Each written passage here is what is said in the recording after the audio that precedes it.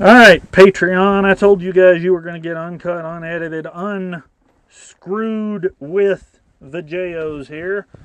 So you're getting them. I just finished filming. I filmed first the video of the PS115. Damn it. I like this microphone, but I hate this microphone. Oops. And my GoPro little bendy stick just came undone, so sit tight. The microphone won't stay clamped today. Oh, it's because the cord's all wadded up. Okay, there. Now we're square. But I just filmed the video on buying that thing on the internet. Just finished the video on buying that thing on the internet. And now I'm walking out here and I'm going to give you guys the sneak peek that I promised. I said not to expect any more equipment moving around until spring, and that has changed. You are hopefully going to see this horse trailer leaving and being replaced by a stock trailer. This is an all aluminum Exis brand 3-horse. I believe this one is a 2002 model. It's got a little living quarters. It's a slant load. What does slant load mean? Well, I'll show you. I swing my door open. Some trailers, let me put you here. Some trailers, the horse walks straight in and there's a divider straight down the center here, so you put one horse on either side. A slant load trailer, you bring one horse in the very front, close this panel behind him, and he stands there at a slant. And then you repeat for the next one. Well, I got this one clamped, but I need to close these up anyway. You repeat for the next one, and then your third horse comes in right here. There's a bar that goes across there, and then the door swings shut behind him and latches just like that. On this side, the door has a little hanger there and a saddle rack. All of this comes out. It releases with pins at the bottom, and this divider actually unpins and will fold up against the wall, and this center door latch bar unpins and can be removed. Now, if you remove this bar, you can't latch the doors shut because the latch is that bar, but it will allow you to load big stuff. When we moved to Wyoming from Tennessee, I moved all of our furniture and everything else in this trailer. It's got LED lights on the back. The tires are basically new. They are in excellent condition. I only have maybe 3,000 miles on them. There is an escape door. So let's say you have a horse that doesn't want to load. He doesn't want to go in the trailer. He's scared of the dark, and I'm not being funny. That's an issue for some horses. You have the option. It's not a great one, but it's an option of coming through this door on your way out. And you can see how these door bars secure right there. You can hang your feed bags so the horse has something to do. This does have a shower over there. In case you're out for an extended amount of time, you're not going to be keeping the horses in here anyway, so it's fine to shower. But if you have a horse that doesn't want to load, what you can do, what you will do sometimes, is instead of trying to send that horse through the door, which we'll talk more about in the training videos on Patreon, you would just take him and lead him through the door and walk him up here. These would already be open, but you would lead Mr. Horse up here. You would pull the divider closed behind him, and then if this door was open or unlatched, you could just go out this way, leaving Mr. Horse standing right here in his spot. Isn't that right, Mr. Horse? That's a good horse. But it has a small living quarters. I would call this like maybe a weekend package because it's not very big. It is dirty right now because, oh, I tried to break my ankle Monday and I am still not over it. But we're in here, you can see there's plenty of room for a mattress up here above the hitch. The reason I would say this is not a full living quarters is there is no cooking facility in here. There is a sink, there is not a holding tank. You have to be connected to live water. There is a little mini fridge. There's a little on-demand hot water heater down there. There is no holding tank for your refuse water. So your gray water from the sink or the shower, if you're using the shower, you got to have somewhere to let that run out. There is a walk-through door from the horse area to the living quarters. There's the butt bar for the rear door. And this thing just needs to be cleaned out because these are, like I said, we've just been using it as a barn. These are empty, one empty feed barrel, one mostly empty feed barrel. There's old tack and buckets and my training cones and my garbage bag and winter blankets. This is structurally, this is an excellent trailer. I would have no problems pulling it anywhere tomorrow. The living quarters is not so good. The guy I bought it from was a mobile home moving guy, and he put this together himself with, I guess, leftovers.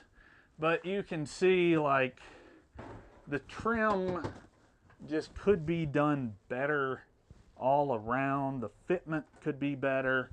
And then there is this stuff that's missing and broken.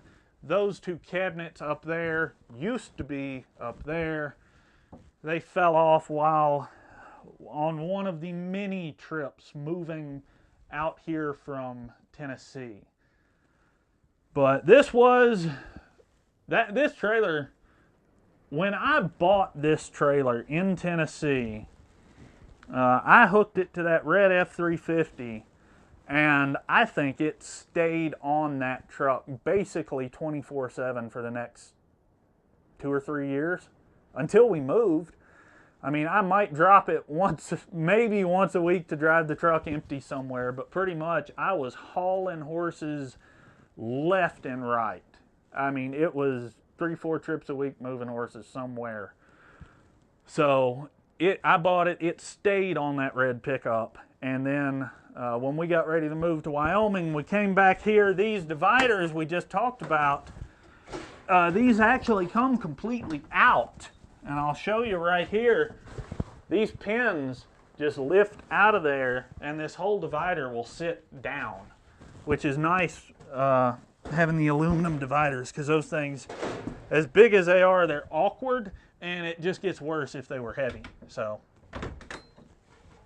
but I've got to get this thing cleaned up. It's going to be sold. It is getting sold for several reasons, but the primary functional reason you would say it's getting sold is because it does not suit my needs. When I lived in Tennessee, I worked a lot of horses, and that's why this thing was great, because I was moving horses every time I turned around. I'm not moving horses nearly as much anymore. Now I need to move cattle. You can haul cattle in a horse trailer. People do it all the time. On this one, you would pull those pins, take all the dividers out, and we'll actually go back out here. But you would open all this up, fold in or remove that tack area back there, because it can be totally unpinned and removed also. But this would just be totally empty. You would back up to your loading gate and run them in and close the door. This is terrible for that. This trailer is horrible for hauling cattle, and I'll tell you why. One, I don't need a living quarters to move cattle. I would rather devote that space to extra livestock. But two, it comes back to what I just said about these doors here. Now, horses are, generally speaking, easy enough to handle. You can load them through this maybe 4-foot door, 3.5, 4-foot door. Cows aren't. And hopefully your cows are bigger than that.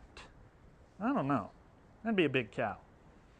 Anyway, a cow, 1, might not fit through here. 2, is stupid. If you've never been around cows, trust me, these are not intelligent animals. But you'll have, with an opening like this, you'll probably have 2 of them wedged beside each other trying to go in. And they are going to bend the crap out of this little thin aluminum centerpiece. But even if you got, say we've got this door closed. Now we have this tiny hole to try to run cattle in. It's a bad deal. They don't want to load because it's dark. They don't want to load because it's a narrow door. And even when they do want to load, you're just not going to get that many of them in here. On a stock trailer, while you will have, on most of them, typically you'll have a sliding door that comes across. So you can back up to a single wide loading chute and load. But typically on a stock trailer, you will have one rear door that is totally hinged on one side and the latch is on the other side. So when you back up to load, you can swing this entire back open. So especially if you're trying to load out of a field, you can put your panels on here and build out a little alley and a corral to bring them in.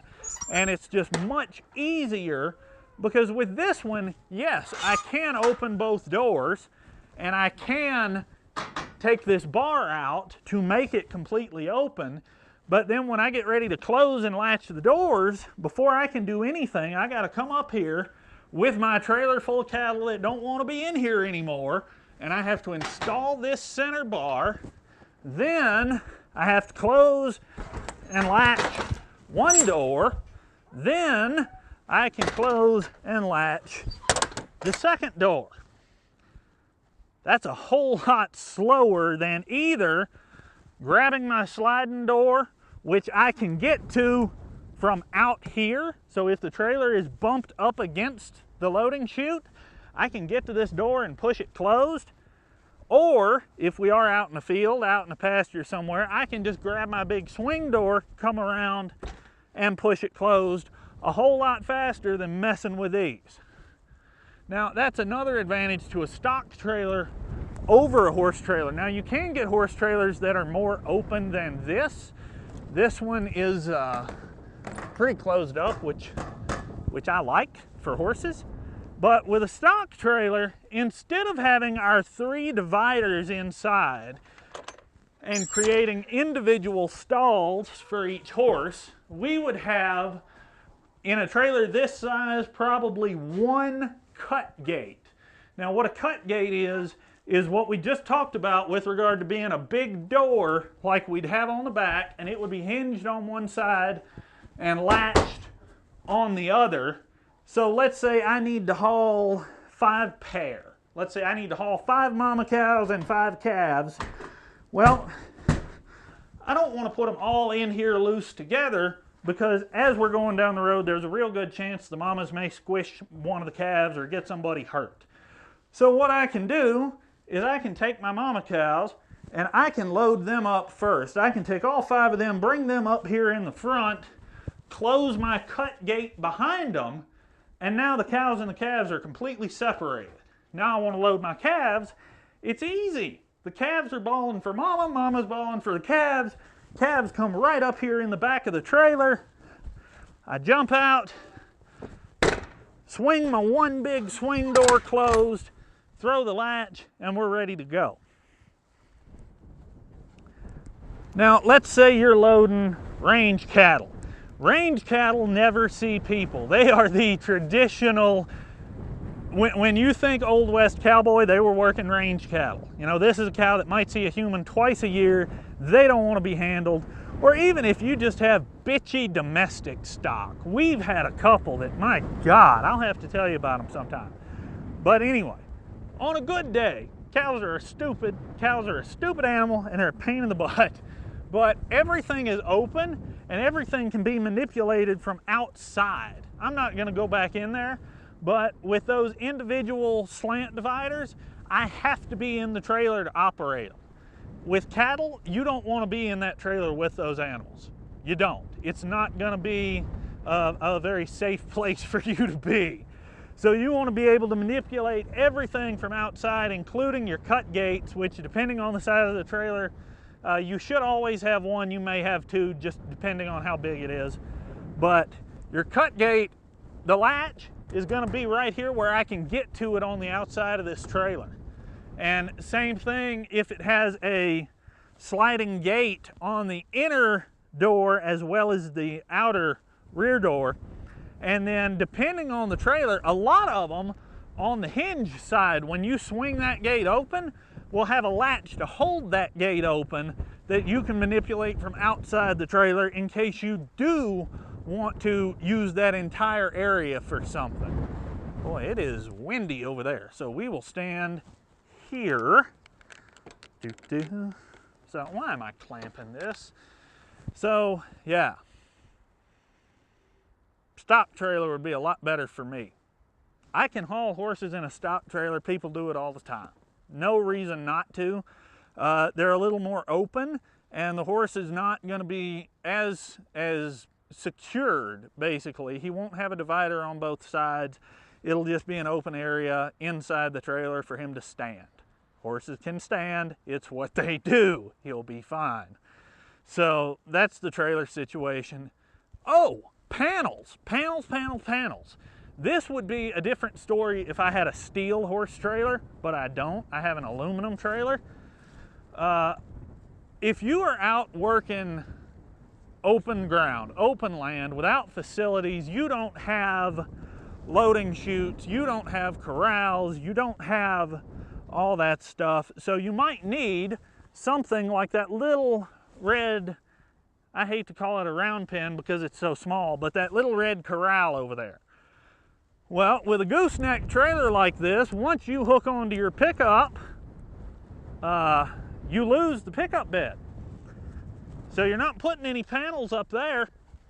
What a lot of people do is they make special panels, or you can use those regular ones, but they will attach corral panels to the side of their trailer. They'll put some brackets where they can hang some panels, or rest them on a fender and secure them.